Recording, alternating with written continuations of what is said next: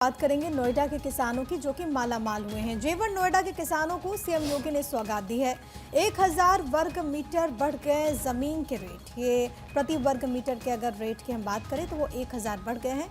अब यूपी में भूमि अधिग्रहण के बदले 4300 रुपए प्रति वर्ग मीटर मिलेगा मुआवजा। जेवर के किसानों से मुलाकात के बाद योगी आदित्यनाथ का ये अहम फैसला। नोएडा इंटरनेशनल एयरपोर्ट के लिए जमीन की खरीद को लेकर के चर्चा हुई है। उस वक्त ये तस्वीरें आपकी टीवी स्क्रीन पर।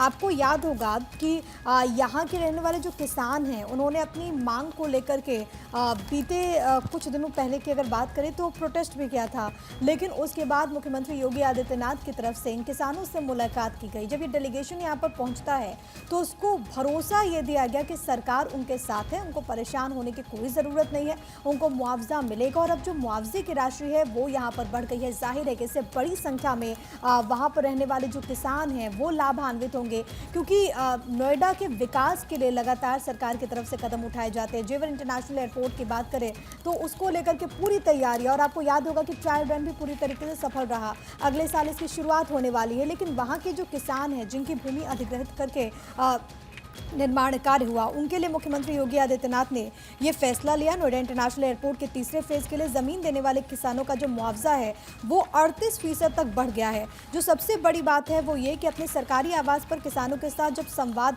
किया मुख्यमंत्री योगी आदित्यनाथ ने, तो मुआवजा 3100 रुपये प्रति वर्ग मीटर से बढ़ाकर 4300 रुपये वर्ग मीटर तक करने का ऐलान किया। उन्होंने कहा कि इसके अलावा नियमानुसार ब्याज भी मिलेगा।